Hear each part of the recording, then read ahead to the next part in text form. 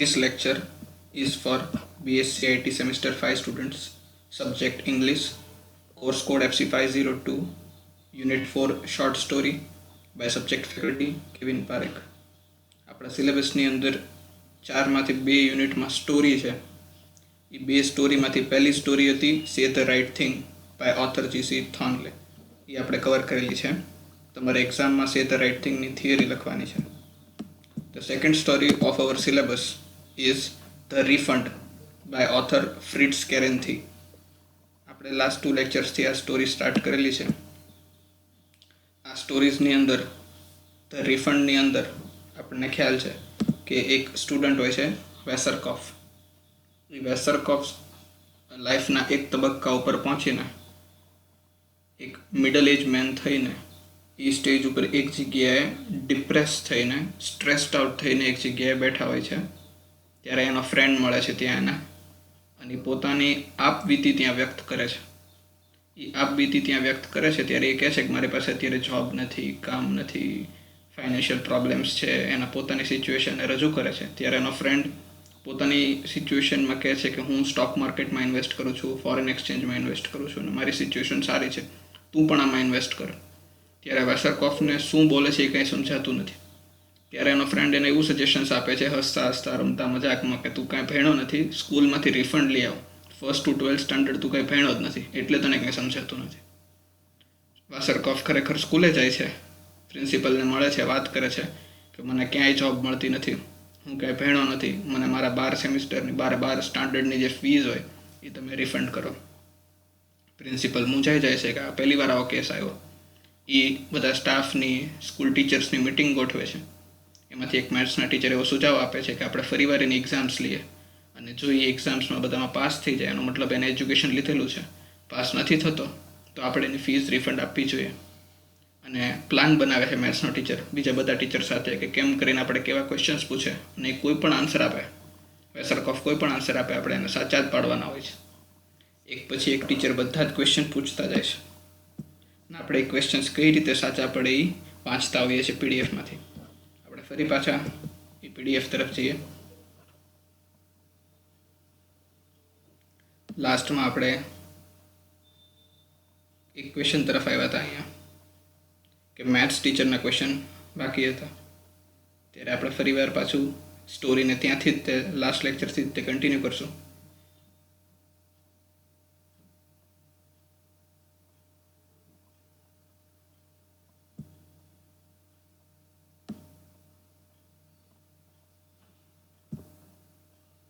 Questions એક પછી એક પૂછવાનું શરૂ થાય છે.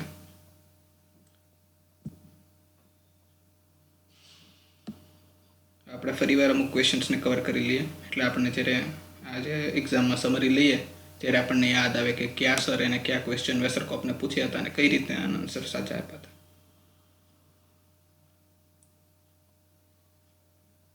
અહીંથી જ આપણે સ્ટાર્ટ કરીએ. The history master. Hey Westerkopf, won't you be seated? Westerkopf, to hell with the seat, I'll stand. The history master is disconcerted and shows it, but the mathematics master leaps into the breach. Mathematics master, bravo, excellent. Here Westerkopf wishes to understand 2 things. He will dispense with a formal written examination and will answer orally. Good, he will not be seated, he will stand. Also good. It follows that his physical condition is splendid and I take it upon myself to award him an excellent in physical culture.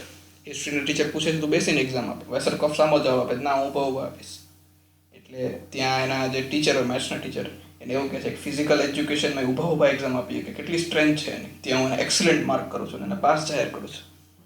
I ask the principal who teaches that subject to conquer.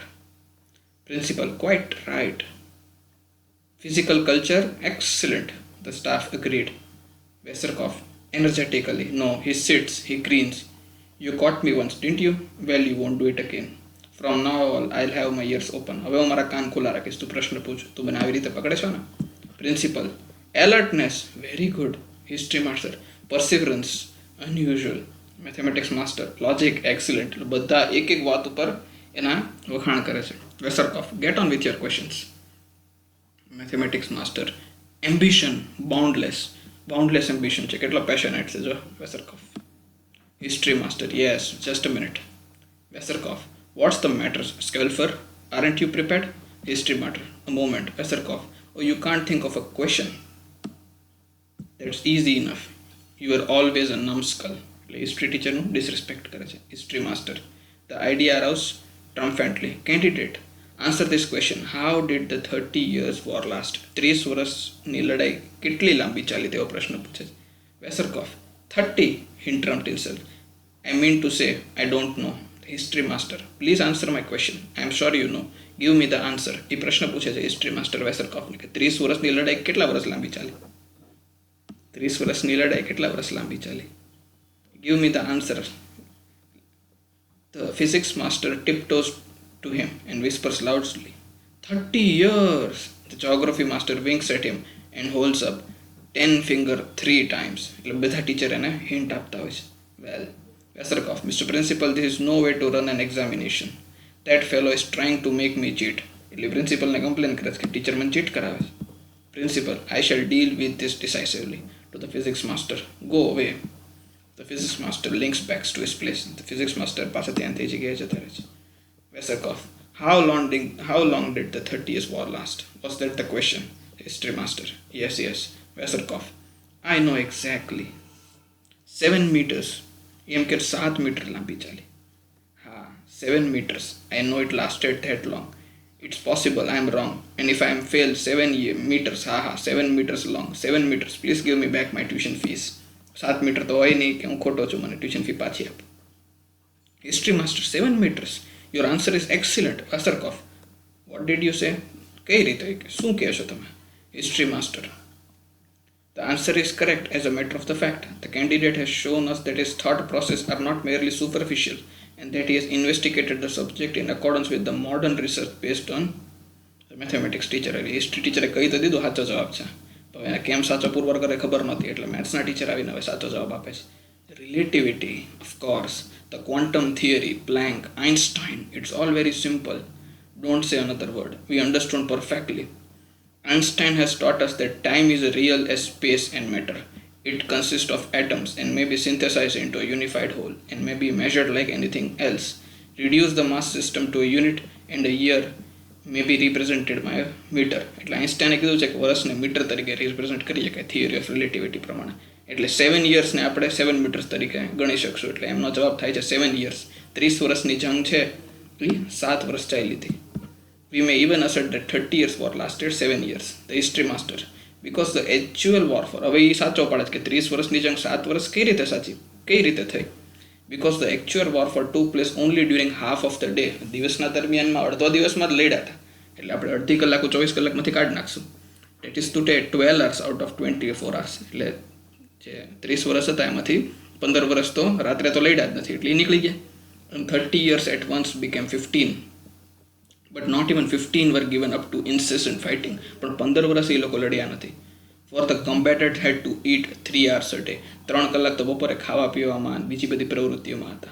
Reducing 15 hours to 12. And if we deduct from these 3 hours given up to noonday seats, એટલે અમુક બીજા દિવસોને આપણે વાત કરી નાખીએ winter દિવસોમાં, એમાં કે જ્યારે લડાઈ નહોતી થઈ એટલા વર્ષોમાં, જે સમય ઓછો હોય ત્યારે, તો એ એપ્રોક્સિમેટલી થઈ જાય છે 7 years. The mathematics master, to social distraction we are left only with time, which the candidate has represented by Einstein equivalent of 7-8 meters. Correct. I take it upon myself, gentlemen, to propose a grading of very good in history. હિસ્ટ્રીમાં આવી રીતે pass થઈ જાય છે કે ખરેખર તો 30 વર્ષની લડાઈ હતી, પણ ચાલી હતી ફાઇટિંગ તો 7 વર્ષ જ થયું છે.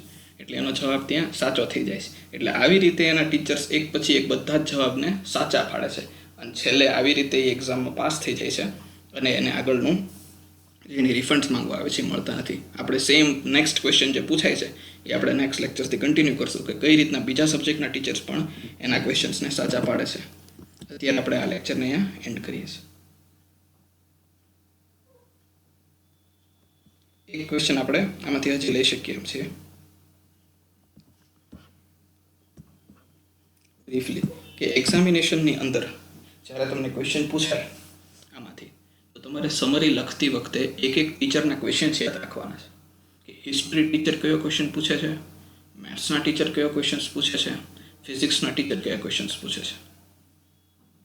હવે ક્વેશ્ચન સાચા પડતા જાય ત્યારે તમને મેથ્સનો ક્વેશ્ચન એવો છે મેથ્સના ટીચરનો કે તમને તરત યાદ રહેશે કે મેથ્સના સર 2 ક્વેશ્ચન પૂછે છે, જે આપણે પ્રીવિયસલી સમરાઇઝેશનમાં જોયેલું છે કે એક તો ક્વેશ્ચન અઘરો પૂછે છે અને એ નથી આવડતો અને બીજો ઇઝી ક્વેશ્ચન પૂછે છે, તો ત્યાં એ કેલ્ક્યુલેટ કરીને સાચો આપી દે છે.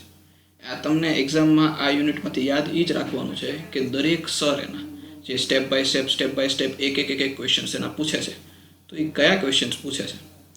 વેસરકોફની સ્ટોરી આપણે સ્ટાર્ટિંગથી લખવાની છે કે વેસરકોફની પહેલાં સ્ટાર્ટિંગની સિચ્યુએશન શું હતી, એ શું કામ એના ફ્રેન્ડને મળે છે, એનો ફ્રેન્ડ એને શું સજેશન આપે છે, વેસરકોફ પ્રિન્સિપલ પાસે જાય છે, પ્રિન્સિપલ આ સિચ્યુએશનને કઈ રીતે જોવે છે, ડીલ કરે છે, પછી એને મીટિંગ બોલાવે છે, મીટિંગ બોલાવ્યા પછી દરેક ટીચર અલગ અલગ ઓપિનિયન્સ આપે છે, એમાં મેથ્સ ટીચર એની એક્ઝામિનેશનનો ઓપિનિયન્સ આપે છે અને એના બધા આન્સર્સને કરેક્ટ પાડવા માટેનો એક પ્લાન બનાવે છે.